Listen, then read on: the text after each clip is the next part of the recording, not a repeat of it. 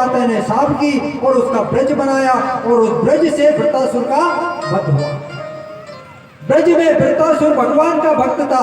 कहते हैं अपने अपने कर्म सबे भोगना पड़ता है। वृत्तासुर ये राजा चित्रकेतु था। चित्रकेतु था पहले के जन्म में। भगवान की इतनी तपस्या की कि भगवान ने इसको विमान दे दिया और कह दिया कि जा तेरी मर्जी हो, जा घूम फिर। ये चित्ररथ विमान में बैठ करके और इधर उधर घूम रहा था कि देखा कि कैलाश पर्वत की तलेटी में भगवान भोलेनाथ सभी भक्त देवताओं के साथ में पार्वती जी को गोद में लेकर के बैठे हुए। चित्ररथ को ये बात सहन नहीं हुई और जाकर बोल दिया, अरे तुम काय के भोलेनाथ हो, तुम देवता बनने के लायक नहीं हो, तुम्हें शर्म नहीं आती, इतने जनों के सामने अपनी स्त्री को गोद में लेकर के बैठे हो।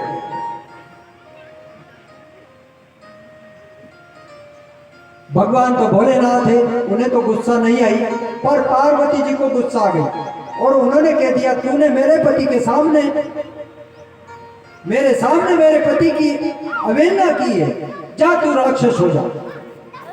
चित्ररथ गिड़गिड़ाने लगा। तब उन्होंने कहा तेरा उद्धार हो जाएगा और श्राप से मुक्त हो जाएगा, इस प्रकार पार्वती कहती है। पर उस श्राप के कारण ये वृत्तासुर बना और वो वृत्तासुर दधीचि ऋषि की अस्थियों का ब्रज इंद्र को प्राप्त हुआ। उस ब्रज के द्वारा उसका वध हुआ। भगवान की बड़ी सुंदर स्तुति की भागवत में वृत्तासुर ने और वापस यही वृत्तासुर का जो राक्षस शरीर था छोड़कर फिर भगवान का भक्त हो गया।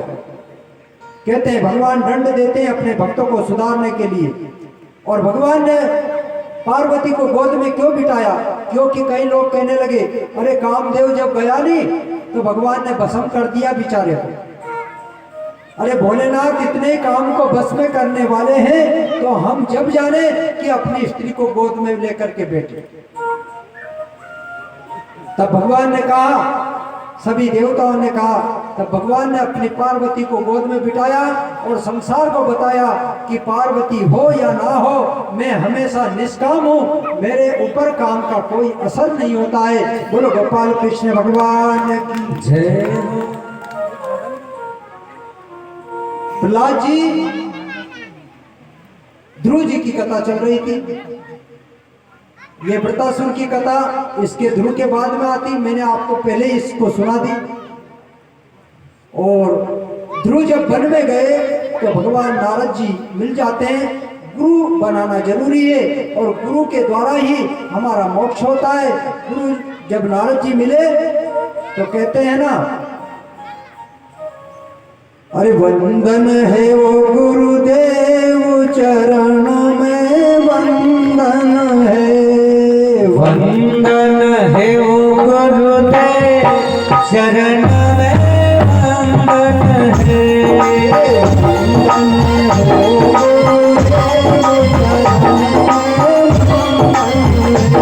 वंदन है वो गुरुदेव शरण में वंदन है।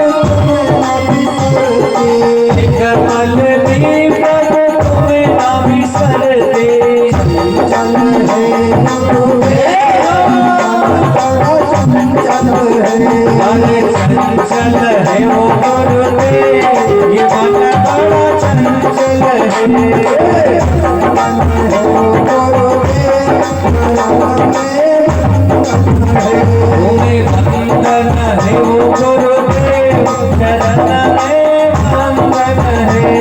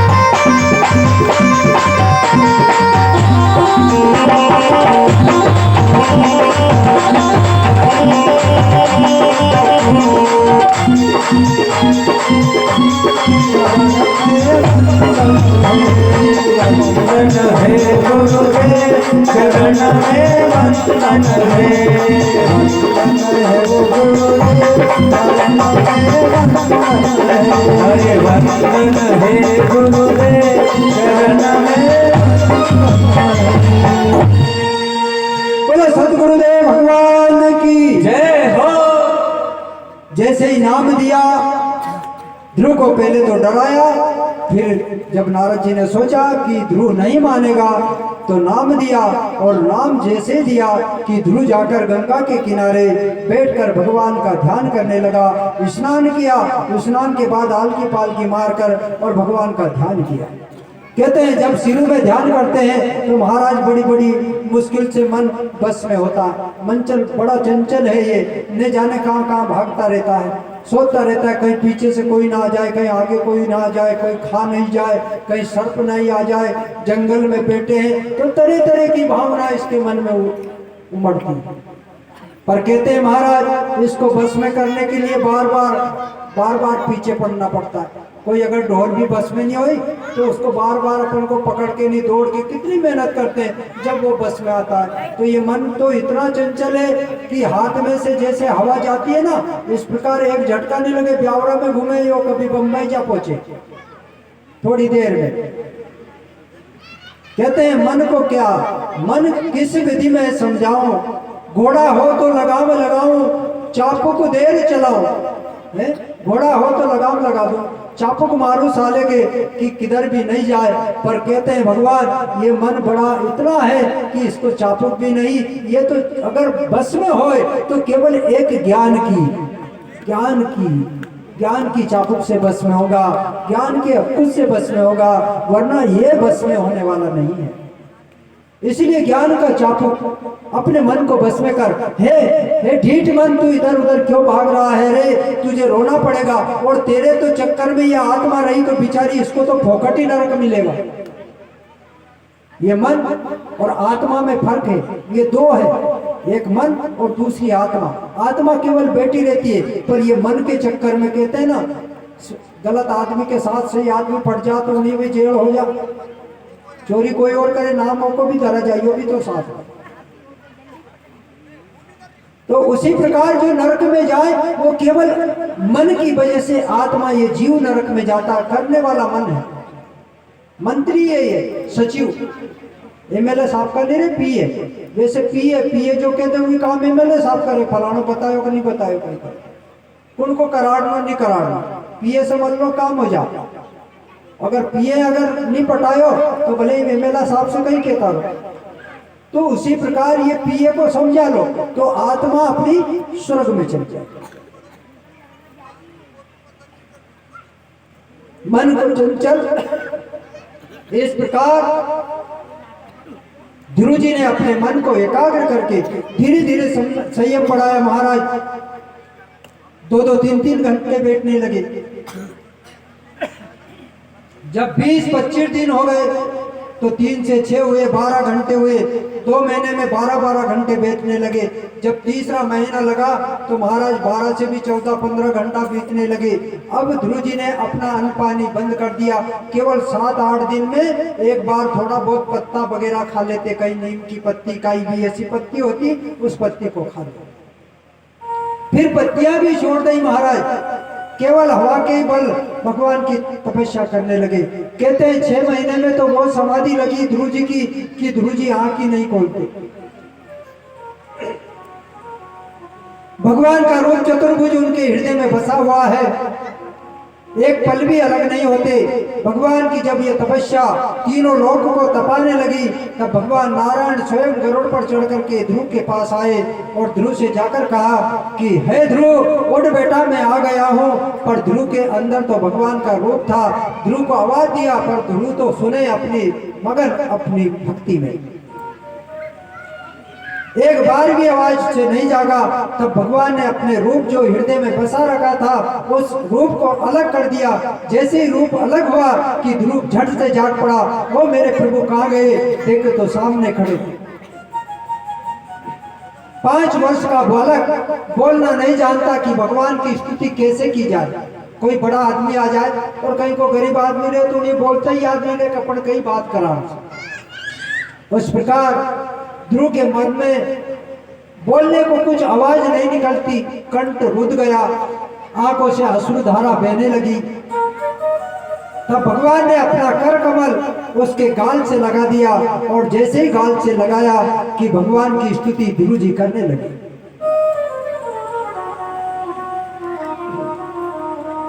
भगवान वरदान देते, मांग ध्रुव, क्या मांगना चाहता है? ध्रुव ने कहा भगवान, मैं संसार से परेशान हो गया, मैं तो आपके साथ ही चलना चाहता हूं। भगवान ने नहीं, ध्रुव तू मेरे साथ नहीं चलेगा, तू अभी 36,000 वर्ष और पृथ्वी पर राज करेगा। कितने हजार? 36,000।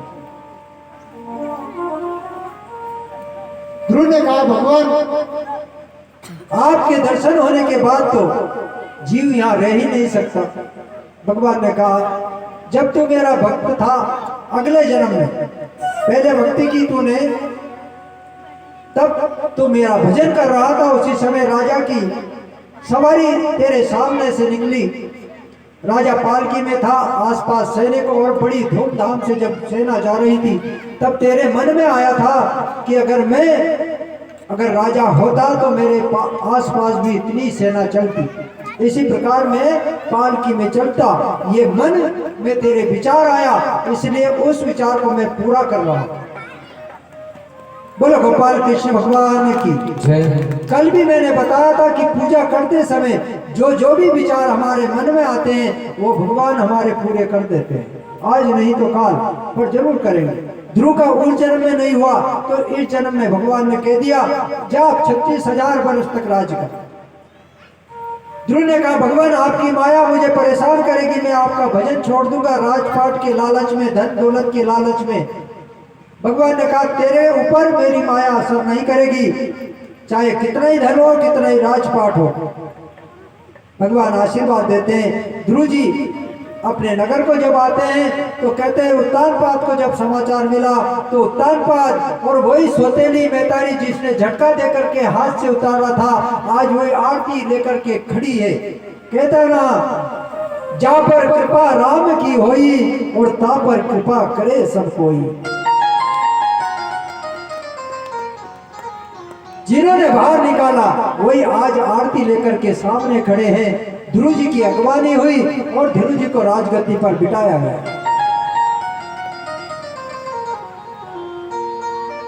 धन्य उस परमात्मा की लीला, जब राजगद्दी पर विराजमान हुए, एक छत्र राज किया ध्रुव जी ने 36,000 वर्ष तक पूरे भारत पर। एक बार उत्तम घोड़े पर सवार होकर उनका जो छोटा भाई था सौतेली मां का बालक, वो शिकार खेलने के लिए गया तो यक्षों ने उसका वध कर दिया। उन यक्षों से बदला लेने के लिए ध्रुव ने अपनी सेना के लिए चढ़ाई कर दी और यक्षों से कई दिनों तक युद्ध किया, बहुत सारे यक्षों को मार दिया। तब वहां पर खुद राजा मनु प्रकट हुए और मनु ने कहा बेटा, जिन मारा एक ने और तू अनेकों यक्षों का क्यों वध करता है?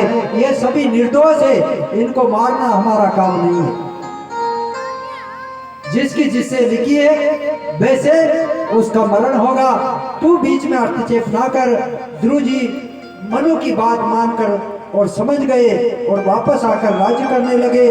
समय आने पर ध्रुव जी के लिए विमान आया, मृत्यु आई माने विमान आया। तो विमान में जब बैठे तो ध्रुव जी ने मृत्यु के सिर पर तो अपना पैर रखा। जो भक्त होता है वो मृत्यु के सिर पर पांव रख करके और भगवान के धाम को जाता है। मृत्यु के सर पर पांव रखा और विमान में बैठ गए। विमान जब चलने लगा तब पूछने लगे ध्रुव जी कि मेरी माँ कहाँ है? तब उन्होंने कहा तुम्हारी माँ का जो विमान है वो आगे जा रहा है। आगे सुनेती पीछे और सुरुचि दोनों माँ को लेकर और आज ध्रुव जी भगवान के बैकुंठ धाम में चले गए हैं। आज वो ध्रुव तारा के रूप में विराजमान है। आज जब भी ब्याह शादी होती है तो उनकी दुआई देते हैं, देखो भैया ध्रुव तारा को देख लो, उनके दर्शन कर लो। भगवान की भक्ति वो है जिनसे करने से नाम अमर हो जाता है, कुल तर जाता है। हाँ हो मेरा आपकी कृपा से ये सब काम हो रहा है।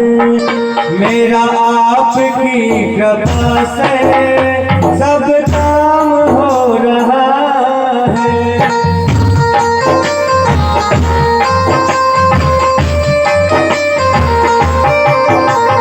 मेरा आपकी कृपा से सब काम हो रहा है।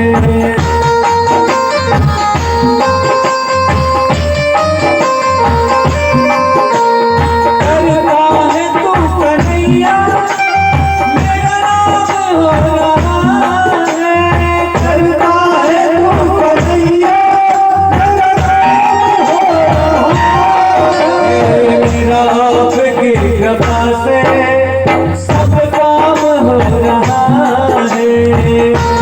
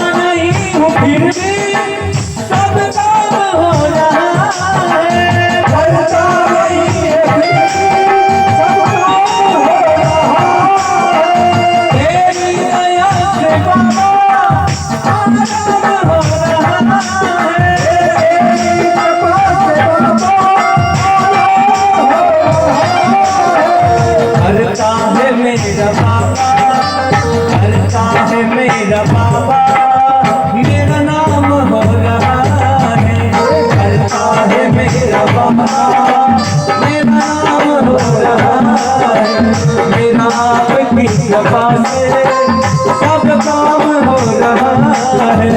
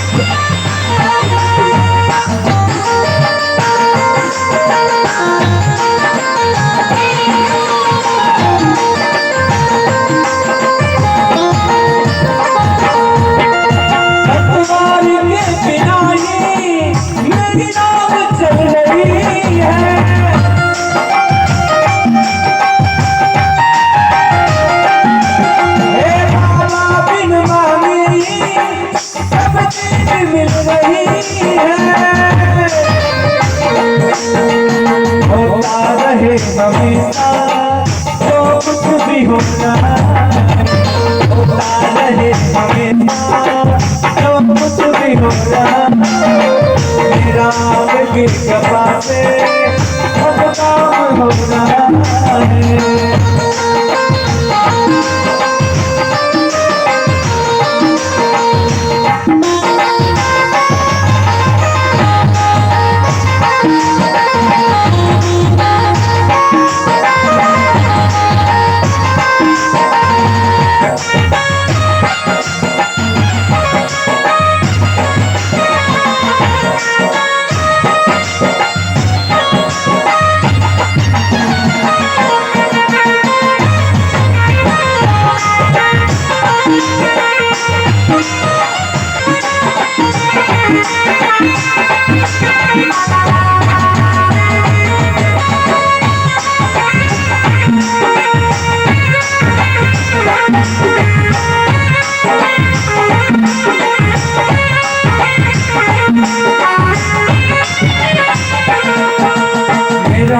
की कृपा से सब काम हो रहा है, मेरा की कृपा से सब काम हो रहा है, सब काम हो रहा है।